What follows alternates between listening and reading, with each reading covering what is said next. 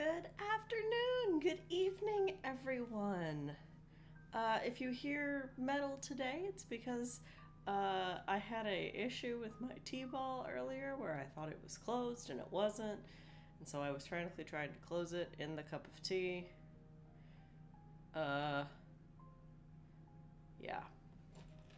Also, I made what I thought was a really good tea. I've made it before. It's lemongrass and butterfly pea flower, so it should be blue. I don't know if I just got 0 flowers in the ball this time, but it is not blue. It is slightly disappointing.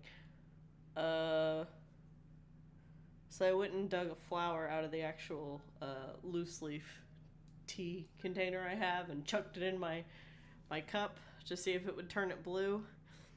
And it's just floating on top. So my blue tea may not be blue tonight.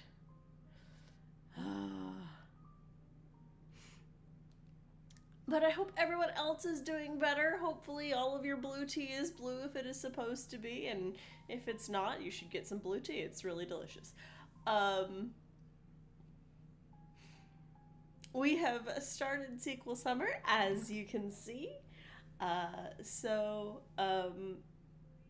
Starting in June, so June, July, August should all be sequels of books I have previously talked about. So there are a handful that I absolutely 100% will be doing, and then I've got weird little bits because my T-ball wasn't closed. Sorry. I mean, yes, I know I chucked a flower in here, so I do have that floating around too, but also, like, I have lemongrass just floating around.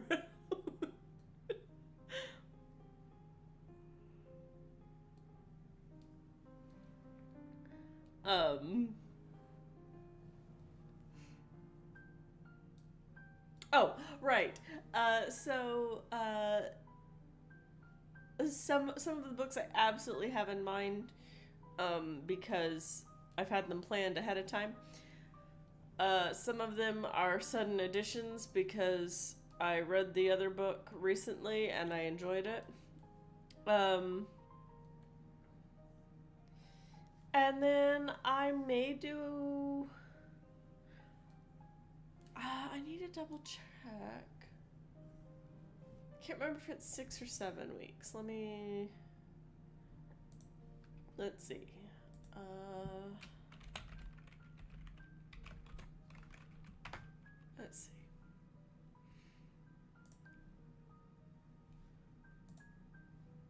Let's see. Let's see. Today is the 11th? Why is that a 2015 calendar? 2025, please and thank you. 2, 3, 4, 5. Okay, so only 6. Only 6 this year. Okay. So if it's just 6.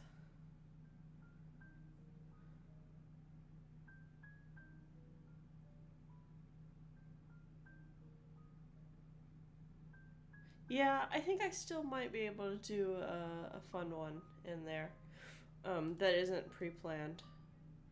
I have 5 that I absolutely know what I'm doing, with one of them being tonight's.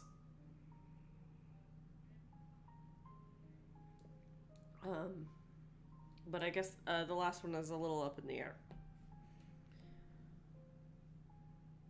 Also, I can't tell if my tea is turning blue or if it's just reflecting off of my monitor. I don't think my tea is changing color.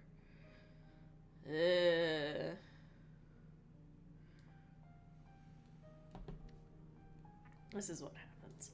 Okay, so let's get this started, alright? Alrighty. There. As per usual, this is meant to entertain and inform. I do not hold any of the rights to the works described, and I hope you enjoy. There will be spoilers for the first book in the series. because all the books I'm going to be talking about for the next 3 months are sequels. They are sequels to books I have previously talked about. If you saw my first one for the Kane Chronicles, spoiler alert, this is the Kane Chronicles, I'm very sorry. That was very unhinged and not really easy to follow along. But this one I have done as much research as I can on it, so this one should be better. So let's get started. We are talking about the Kane Chronicles, The Throne of Fire by Rick Riordan. This is book 2 in the Kane Chronicles. I'm going to give you my opinions on that in a second, but for the boring bits, it was originally published in 2011 by Disney Hyperion Books. It is part of a series, as we know, because sequel summer. It is the second book in the Kane Chronicles. The first book, for those of you who have forgotten, was The Red Pyramid.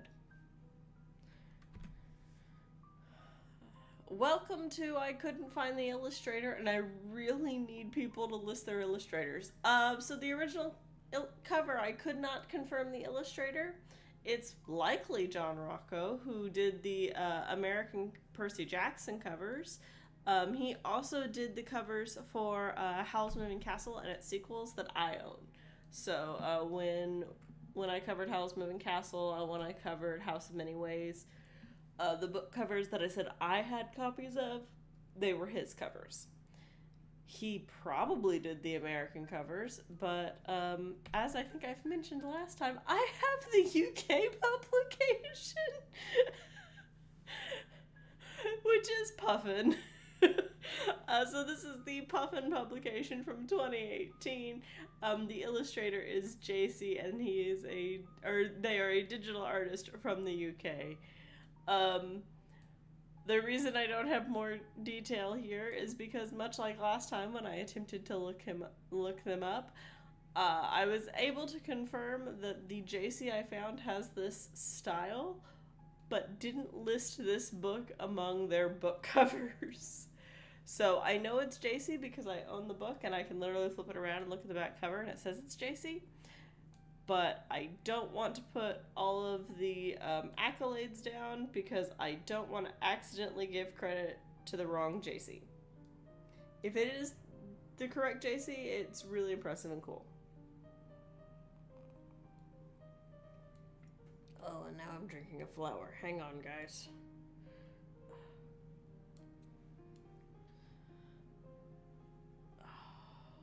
I've had a sore throat all day, so if I sound a little weird, that's why. If I have to break and get more tea in a bit, I'll make sure my tea ball is closed this time, but I am not in the best shape today. So about the author, this is a lot of repeat. Oh, excuse me. He is Rick Riordan is the author of the Percy Jackson books. He was formerly an English teacher and history teacher in the San Francisco Bay Area and in San Antonio, Texas. He also wrote adult mystery novels. You probably know him for Percy Jackson and the Olympians. I forget what he named the sequel series. Percy Jackson and the Heroes? Heroes of Olympus? Something like that. The one that involved the Romans. He wrote The Trials of Apollo. He wrote the Kane Chronicles. He wrote Magnus Chase, which is Norse. And the interesting thing for me is he also has an imprint under Disney Hyperion where it's not his books, but it's people he's tapped to publish, which is where Ballad and Dagger got published under that. There's another one under that imprint that I've been eyeballing and just haven't bought yet. But yeah, it's really interesting.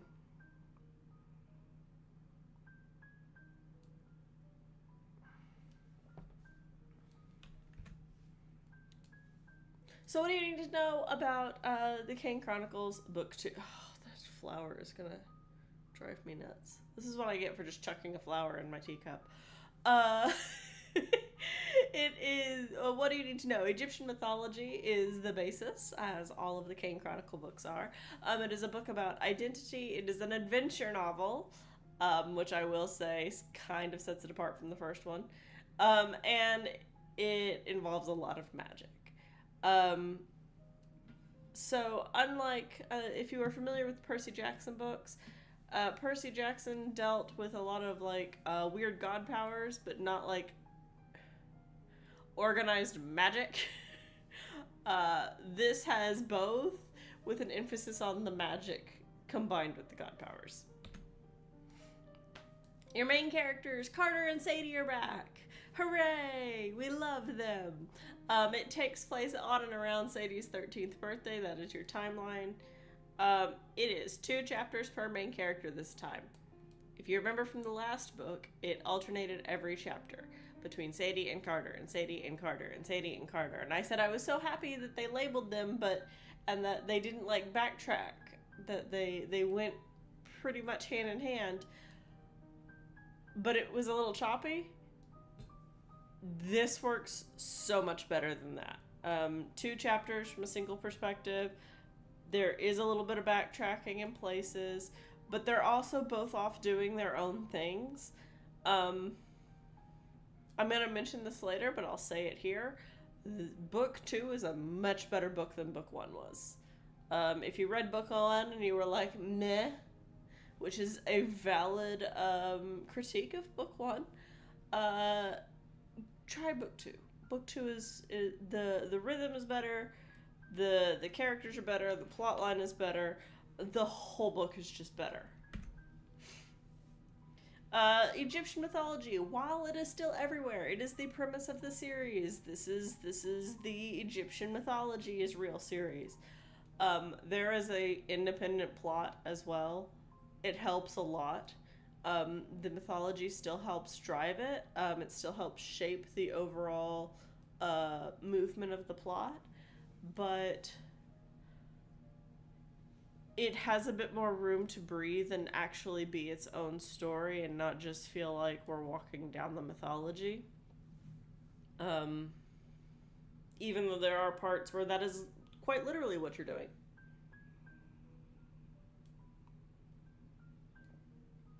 It is a well-written book. Lots of mythology. And it feels better explained this time. There are a couple of changes that happened at the very tippy tail end of the first book that make a huge difference in this book. Identity. Spoiler reasons. Anyone who doesn't want Book 1 spoiled, anyone who doesn't want Book 2 spoiled, while I'm on this slide, there will be spoilers. So if you would like to not have this book spoiled, take your headphones off, walk away, don't listen to this bit.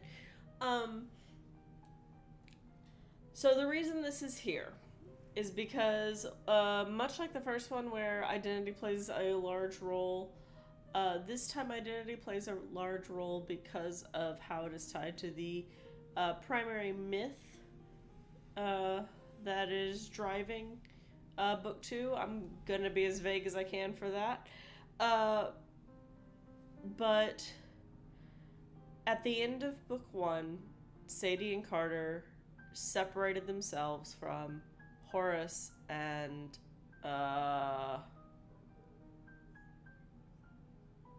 Isis?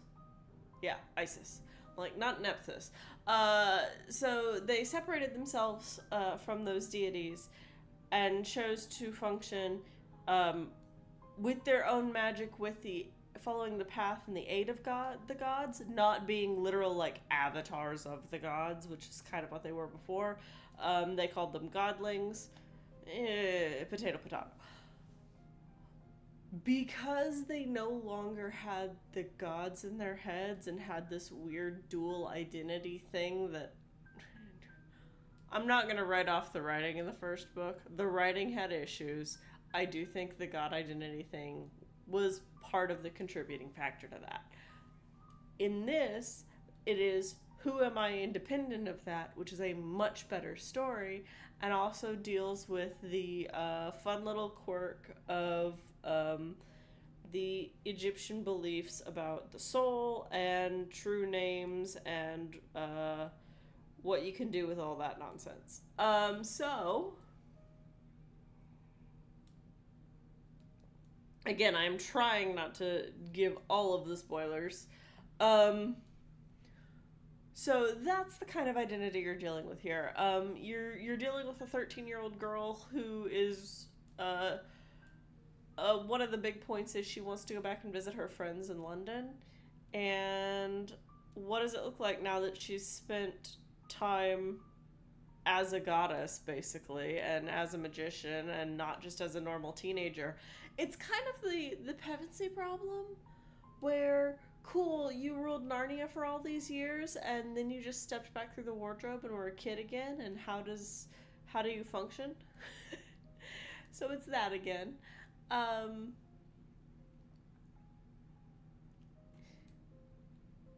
a smaller scale, kind of. So you have that. You have at the end of the last book, the girl that Carter liked turned into pottery. I'm not gonna explain that. Read the book. She turned into pottery, and so he's hung up on finding the not pottery version. That's how I'm gonna explain it.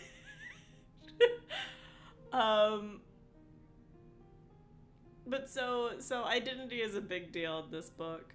In a way that it was a big deal in the first book, but this is a different kind of identity. All right. Everybody who left for spoilers, you can come back. Please come back. I promise I will attempt to not spoil the story from here on out. Adventure. This is a much more cohesive adventure story than the first book. Please get through the first book so you can read this one and have it make sense.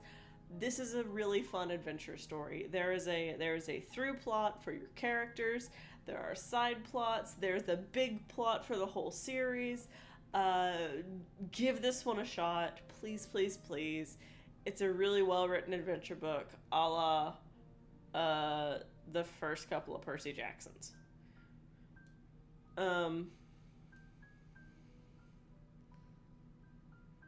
There's a lot less of it's just good. It's better written. I know that's wild to say, because I think I've said before that I think the longer Riordan writes, the less interesting the books are. Because his characters all start to feel the same, which is one thing when it's like Percy the Crazy Mary Sue, but it's another thing when like all of his characters are Crazy Mary Sues. I'm not going to say there's not some of that, but there are flaws. And they're not just, I love my friends too much kind of Mary Sue flaws. Okay. And then finally, it is, the use of magic in this is way more interesting than it was in the first one. Because while, yes, you are following Egyptian mythology, there's a lot more emphasis on creativity and this person deals with earth magic. So while everybody else is struggling to, I don't know, fight people, they're literally like repairing walls so that these people have a defense. So you have stuff like that, just the magic in general. There's creative uses of it. You deal with the fact that Sadie and Carter have different strengths for their magic, and how that functions now that it isn't literally powered by gods living in them. So you have a lot more interesting and fun uses of magic, and there's a lot more explanation about how the magic works, and none of it feels super tedious and like teachy. Also, there's a lot more magic users, so that helps. So, recommendations. Ignore the fact that I couldn't think of a fourth here. Uh, Cleopatra the Seventh, Daughter of the Nile by Christina Gregory. This is one of the royal diaries? Royal journals. What was the name of that series? It was a series of books.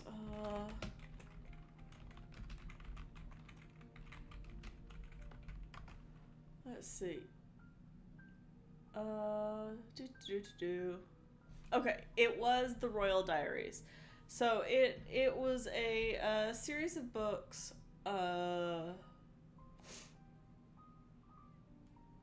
written as diaries, published in like Scholastic. You could find it at the book fair.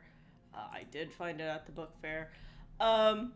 Told from typically princesses' points of view. Sometimes they weren't princesses because they were daughter of rulers that weren't considered princesses. I only ever cared about two. I cared about Cleopatra the Seventh, and I cared about Mary, Queen of Scots. I might have read the one for Anastasia, but off the top of my head, it was Cleopatra the Seventh and Mary, Queen of Scots for me. But Cleopatra the Seventh, Daughter of the Nile, is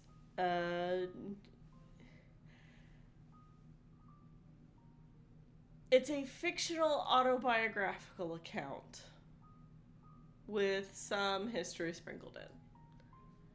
That's the easiest way to explain it. Sphinx's Princess by Esther Frasner is part of the Princesses of Myth series. It is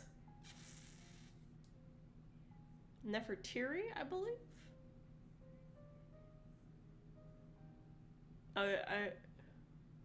I believe it's Nefertiri.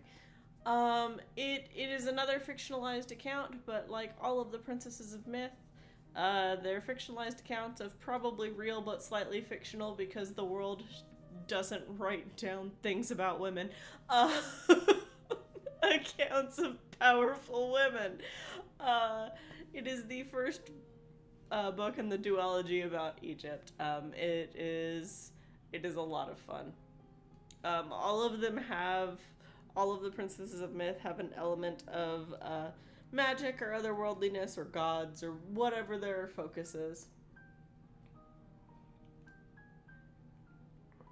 But this one is a lot of fun. And then What the River Knows by Isabel Ibanez is a lot of fun. I really enjoyed this book. It's the most recent of these that I've read because I read it a couple months ago. I think it was only a couple months ago. I've talked about it before. It is the one where it's about the archaeologist's daughter, and she's trying to find her family because she doesn't believe they're dead, except things happen, and there's magic involved, and Cleopatra the Seventh is involved, and how do I just not completely ruin that book? It's really good. You should read it.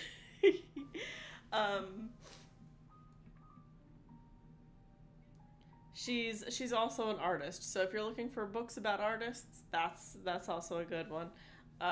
She is a feisty main character. Also, brief spoiler, the sequel is coming next time. So you're getting 2 Egypt books in a row. So, recommendations that fall under the category of get through book 1, it gets better. One of these is kind of a lie, but we put it on this list anyway.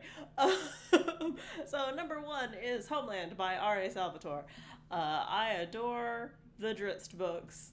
This is the first chronologically of the Drizzt books. I don't recommend starting with Homeland. I recommend starting with the Icewind Dale trilogy, but if you choose to start with Homeland, Exile, and Sojourn, Homeland is decisively the least interesting of those 3 and the most Mary Sue of those 3. So if you can get your way through Homeland and into Exile, you'll have a much better time. You should really start with the Icewind Dale trilogy, though. Don't start with these. But if you choose, chronologically, this is book 1. Sure. I recommend publication order. Um, Number 2 on this list of get through book 1, it gets better, is Dragon Song, which is part of the Harpercraft Hall trilogy by Anne McCaffrey. Dragon Song, Dragon Singer, and Dragon Drums. If you can get through Dragon Song, Dragon Singer is about 30 times better. I adore Dragon Singer. You can read it on its own, but the base that's set up in Dragon Song is helpful. Also, you still have dragons and fire lizards and music, and you kind of figure out why Minnie ticks the way she does. So don't skip Dragon Song, but just be aware that if you can make it through Dragon Song, Dragon Singer is much better. And Dragon Drums is a completely different beast, but I recommend that one too. Next on this list, and this is a little blasphemous, but not really, is Sandry's book by Tamora Pierce. Sandry is my least favorite character. How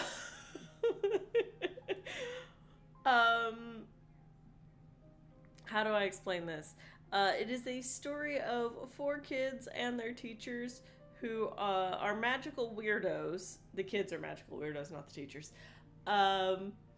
And if you can get through this book where they're all having the growing pains of getting to know each other and living in close proximity, and the certain adults not believing them and other adults believing them, if you can get through this book, the rest of this quartet, its sequel quartet, and the standalones that go with it are wonderful.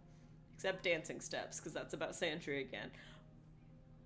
But 2 books about Sandry out of, is it 12 altogether? You have the first 2 quartets, so that's 8. You have The Will of the Empress, you have Melting Stones, you have Battle Magic. Maybe it's just 11. Still, 2 out of 11 isn't bad. If you can put up with Sandry, she isn't the only character in Sandry's book. It's not like... So the Circle of Magic Quartet... How do I explain this? I'm gonna give you a brief rundown on the Circle of Magic Quartet, which this is the first book in that. The Circle of Magic Quartet follows 4 kids. You get chapters from each of their perspectives. And each of the books are named after the kid who has the primary confrontation and or magical issue. I am desperately trying not to spoil this. It is a good series. But the second quartet, the Circle Opens Quartet, each book follows one of the kids and their instructor. So there is a book that follows just Sandry in that one. And it's not Sandry's book. And it is my least favorite, even though I really like some of the stuff that happens in it. Because I don't like Sandry. Alright, so all that said, the real lie on this, where get through book 1 it gets better, is The Sheepherder's Daughter. The Sheepherder's Daughter is a fabulous book on its own. However, it is a series that grows. So, rounding out this is the first book of the Deed of Paxenarian trilogy. Just read all of them at once, man. Get the omnibus. Don't even break them apart. If you do break them apart, sure, do that. But The Sheepherder's Daughter is the first book. So technically, yes, if you get through book 1, it gets better, but not because book 1 is bad, but just because the other books are better.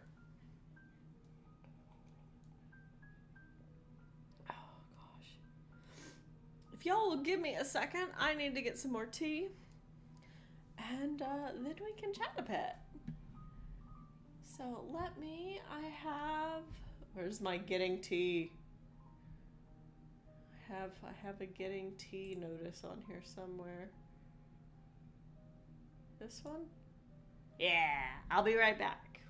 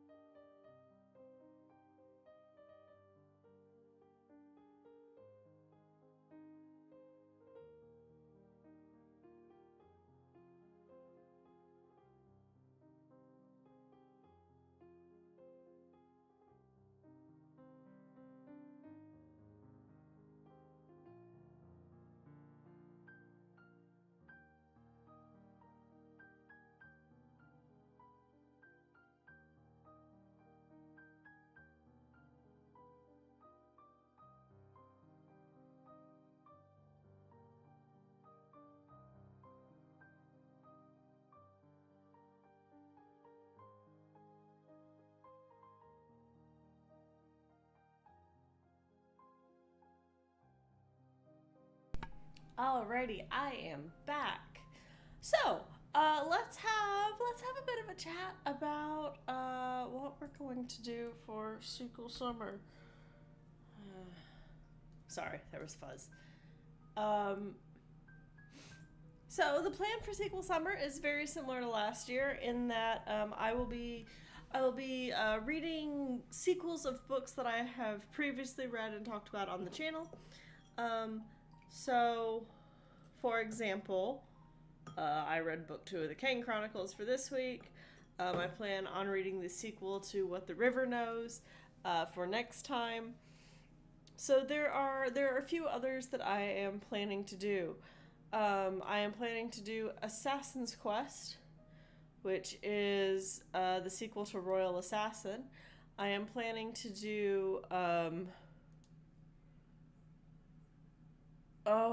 one about Faye and the other world. The Buried and the Bound? I think it's The Buried and the Bound. I bought the special edition, so I would have matching covers. I'm pretty sure that's the one I bought the sequel of. So we're going to do that one. I'm going to do the other Howl's Moving Castle sequel that I didn't do last time, which is Howl's Moving Castle, House of Many Ways, Castle in the Air? Castle in the Air. That's the one I need to do. I think.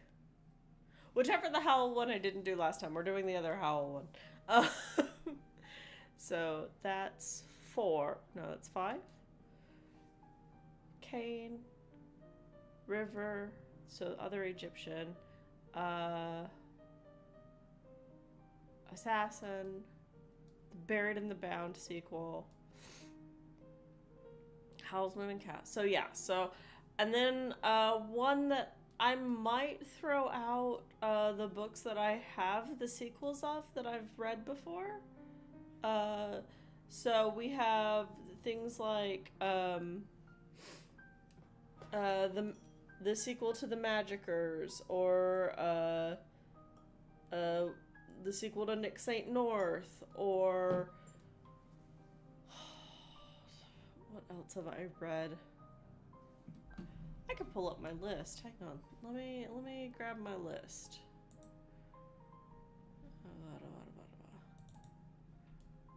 List.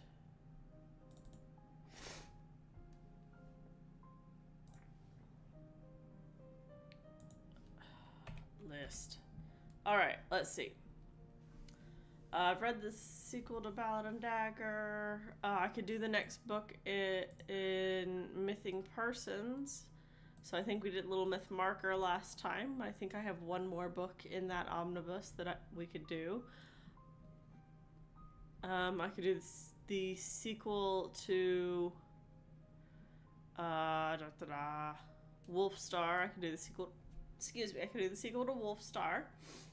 I could find the sequel to Silverwing, but that would be a very short one because I learned my lesson that particular children's book goes much faster than I thought it would, both the reading and the talking about. The Riddle Master of Head has a sequel. I could do the next sequel to Cinder. So we've done Cinder and Scarlet. I could do the next one line, which I think is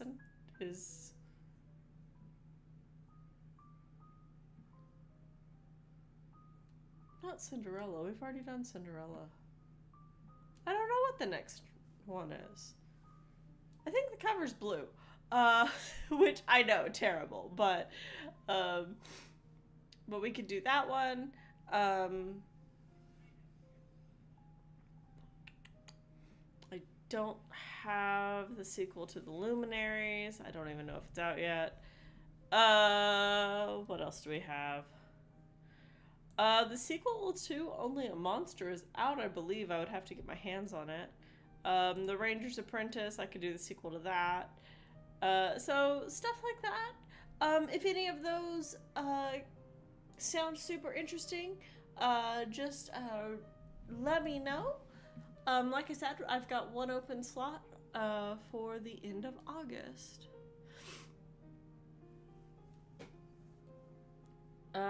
Castle in the Attic has a sequel, but basically go look through what we've talked about before. And if they have a sequel, I probably own most of the sequels, but I don't own all of them. I will admit to that. And take the Master Harper of Pern off of that list because that one doesn't, like, it's part of a series, but it doesn't really have a sequel. It would just be read another Pern book. But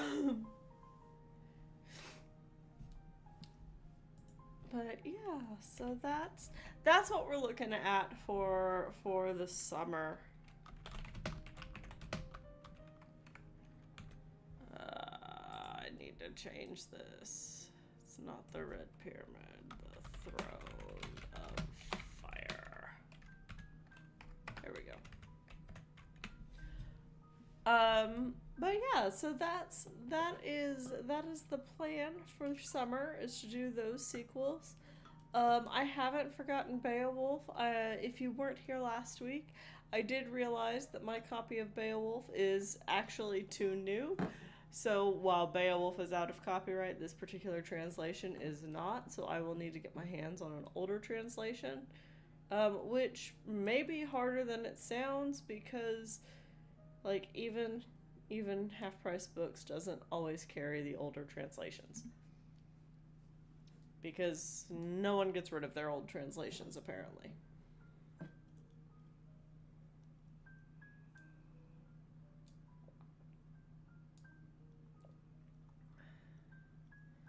But yeah, so that is what we are looking at for the summer. It's another round of sequel summers. I'm really excited. Like I said, I went out of my way and bought the sequel to The Buried and the Bound, which I think is Queen of Summer or Queen of Autumn, something like that. So that it would match. And then it was very hard not to just immediately read the sequel to What the River Knows because I enjoyed that book so much. So we're starting off strong with 2 books with ties to ancient Egypt, and then we're going to go further afield. I will have to say the Assassin book may be the next to last one because that is a very dense book and it takes me a while to read, so I need to be able to read something else at the same time. It does mean I have to put off reading my fun books for a little bit. And by fun books, I mean while I am reading for the channel, I also have books that I read just for me. And lately I've been working my way through light novels. Oh boy, I can't cover those on this channel. But they are too dense and impossible to describe in a linear fashion. But I may have to put those off while I get through all of the summer books.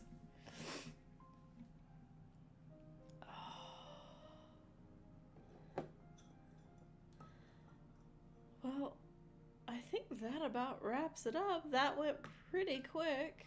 Unlike last time when I talked about the Kane Chronicles and you just sat here in silence and watched me frantically try to look things up, and I'm very sorry about that. But yeah, let me know what sequels you want. And I will see. Like I said, we have one slot open at the very end of August. So think about what you would want. Like I said, I'm already going to do the other Howl's Moving Castle. I'm going to do the sequel to What the River Knows. I'm going to do the sequel to Buried and the Bound. And I'm going to do the last in the Farseer trilogy, which is the Assassin one. Yeah. I hope everyone has a good rest of the week. If it's been rough, like it has been for me, you're halfway there. then you can sleep on the weekend and cry and hopefully don't have to do adult things. But yeah, hope you have a good night, and I will see you all for more ancient Egypt next time. Bye.